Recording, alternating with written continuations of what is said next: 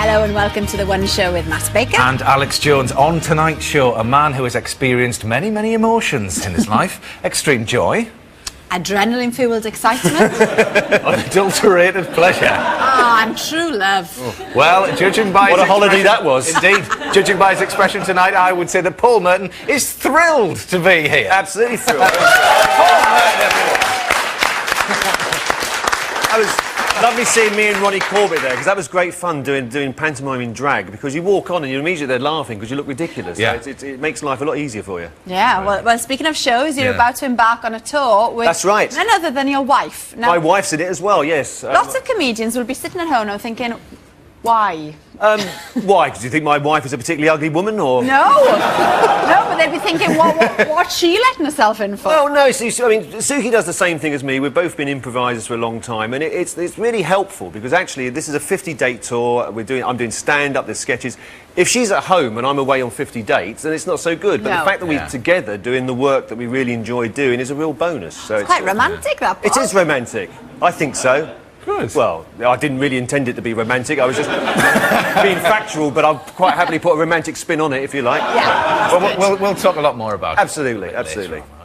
I would have thought it, eh? Celtic fan and a Rangers family. But it's so sad for the club, it really is. But yes, it seems rather extraordinary, doesn't it? Yeah. And, I mean, the passion with which the game is in Glasgow is sort of followed, you know, it's extraordinary that the club could sort of somehow disappear. That can't be right somehow. I don't see how it's going to be happening. But, I mean, what are those people going to do? You know, where are you going to go on a Saturday? Yeah, well, we were just saying during the film there, Paul, that one of your hooks for football as a young lad was Jimmy Greaves. Yes, I love Jimmy Greaves. I saw him being funny on some television programme, and I found out he played football as well. And I went to see him play at White Hart Lane a couple of times, and he was just an exceptional player. And there's still one goal he scored against Leicester City, which I'll never forget, which was before TV covered every game. So it's in here. And occasionally I meet a supporter who was at the same match. I say, yes, and he got the ball at halfway line, and off they go. But I think it's his birthday today. I think it's Jimmy Greaves' birthday. So if you're watching Jimmy, I share a glass of orange with you sometime. 72 today. 72. Yes. Happy birthday, Jimmy. Yeah. I hope that's right. Yeah. Oh, it is. It is. Okay, good. Checked it. Oh, good, good.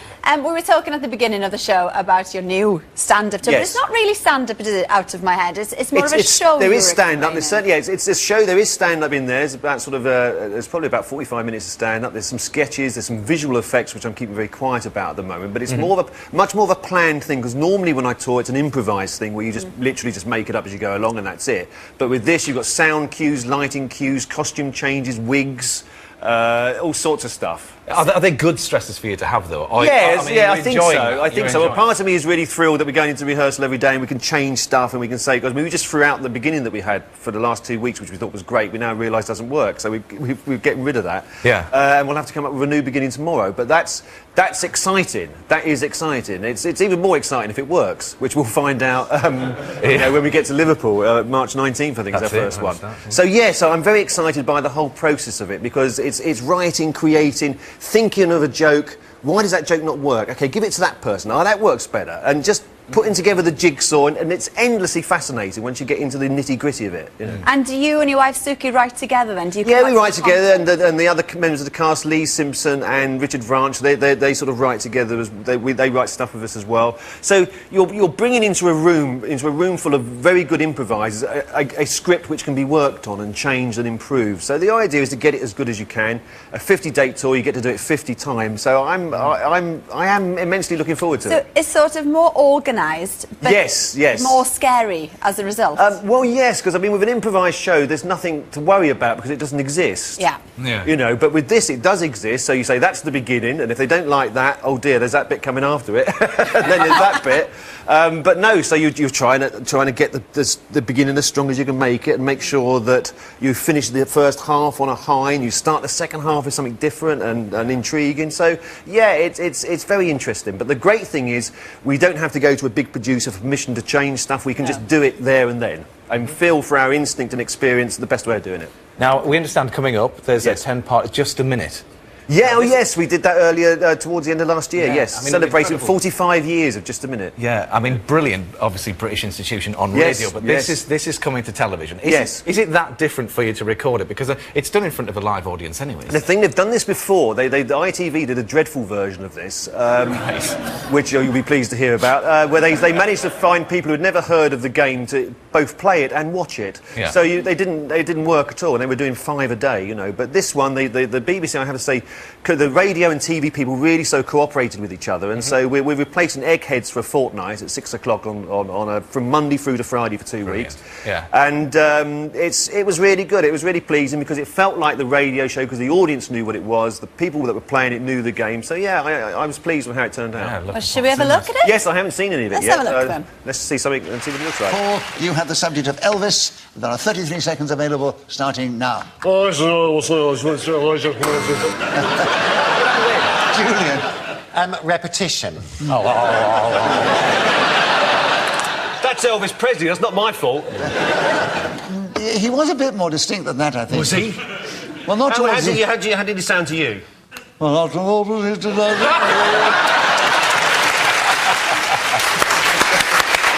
stuff. Well, before that, Paul's Out of My Head stand-up tour starts in Liverpool on the 19th of March and then goes right around the country until the end of May. Yes. There we go. It's a long ride from Cumbria, isn't it, Lucy? But I made it. You're here, yes. So tell us exactly what then is going to change. Well, we've got these 3,000 courses which have a GCSE equivalent at the moment. Which is a lot, isn't it? It is a lot, but by 2014, that will have been scaled down to 125, OK?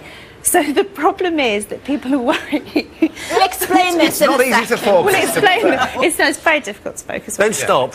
I won't. So it's some people are worried that the underperforming schools or those who don't do so well in the league tables will lose out because they won't have an excuse really to fund these courses. And amongst those courses that will be excluded, we've got things like fish husbandry, graffiti removal, and nail care technology services, which sort of explains this. This is Sophie, who is a nail care technician, fresh from Fashion Week, and this is Susan, who is studying. Yeah. So what have you gone for there, Paul? Well, I've gone for the prettiest ones that you can find. Yeah. I've got a bit of him and a bit of him and one in the middle, one there at the end. Yes, it's all sort of, it's very sort of, you can see that sort of thing. It's lovely. Now, Sophie, these are all handmade, aren't they? I mean, yes, or hand-painted, we should say. Good. And you're a perfect example. Made and painted. Yes, you're a perfect example of somebody who's made the most of this opportunity. And you're working at London Fashion Week at the moment. You've made nails for Kylie Minogue, is that right? True. Wow. But what qualification do you have then, Sophie? I have MVQ level 1 and 2 in beauty therapy, and I have level 3 in nail extensions. And if you were to employ somebody from school, would you be looking for an NVQ or would you be looking for the equivalent of 2 GCSEs or 4 GCSEs? Definitely be looking for MVQ. Right. That is the qualification that is recognised by councils. Yeah. And anyone who works at my salon needs to be licensed with the council, and that is the only qualification they're interested in. So, I see. So it has been the key to Sophie's future, but she's not the only one here with a vocational qualification. Oh no. Is she, Lucy? What's yours? Aerobics? Yes, it's actually exercise to music. Oh, exercise to music. It's not just aerobics, that's body conditioning too. But I did that. I did lots of academic courses and I was quite academic, but after I finished at university... Oh, we've got to still you there, Lucy. Isn't that lovely? Someone here's in trouble. I just would have Was it a windy day? When you're doing aerobics or... Do you see how much work I've done on my hair? I think it's bad now. That's it. Yeah, It's all right. that was a little bit before my aerobics. Oh, that was You've got problem hair, we've got problem hair, so don't mock. Talk about that. Yeah. Thank you to Susan and Sophie and Lucy. And just for the record, Paul, they look lovely. Yeah, I'm going home with these. Bang on trend, Paul, bang on trend. Yes, absolutely. So there you are. Turns out the antlion isn't really half lion and half ant. Who knew? You were actually disappointed. Oh, I am as well, really, to be honest. I wanted to see something that was a result of an ant and a lion getting it together, you know? Yeah. Right. Well, you might be interested in our little game that we've got for you. Oh, little game, yes. Because obviously you know the one show, you know that we love the game. Yeah. So what you have to do is you have to try and work out if the cross that we're going to show you is real or not. Right, OK, good, all right. Okay, here we go. OK, the first one. Yeah. Here we go. Shout yes or no over there. Join in. It's a zadonk. It's a donk. Well, half a zebra, half a donkey. I'd say yes. Yes. Yes. Let's have a look. Yes, it is. It's real. Okay. What about a tiger? Oh, yeah, that's a lion and a tiger. Yeah, absolutely. Yes. Yeah, absolutely. Yeah. Yes, everybody's saying yes. Yes. The next one is a camel and a llama. Yes. Yes. Yes. Yes. Yes. Okay, well done. Yes. We do very well. Yeah. How about a hig? A part hippo, part pig. No. Can't be. Sorry. No, it's no. Dodgy graphics as well, sorry about Yeah. that. And the last one is a wolfin, a killer whale and a dolphin. No. You said no? It is! Oh, it's real. It's a sinister dolphin. Ooh, sinister dolphin. Ooh, I don't like those. It does make the mind boggle, and Yeah. so does the thought of what a cross between a Dr. Mark Porter and a Dr. Sarah Jarvis would look like. Indeed. Here we go. But Katie's tummy is still making the same unusual noises. Matt, you should hear this. It's remarkable, honestly. Really? Is it? Get the boom in. Get the boom Hang on a in. second. Let's have a listen. I've always wondered. I may be only a stomach, but I recommend you go to see Paul Merton live on tour. That's amazing. What an extraordinary plug. From within my own internal organs. Bit of a narrowing there, perhaps. Exactly. Anyway, before we go, a chance for you to put your questions to Stephen Hester of the Royal Bank of Scotland, the man who had to turn down a near £1 million bonus. You effectively own the bank, so send any questions you have about his bank's pay, bonuses or lending policies to the One Show at bbc.co.uk, and we'll show the interview later in the week. Paul, thanks ever so much for joining us. Thank you very much for having me. Tomorrow we've got Sanjeev Baski. We'll see you then. Goodbye. Bye.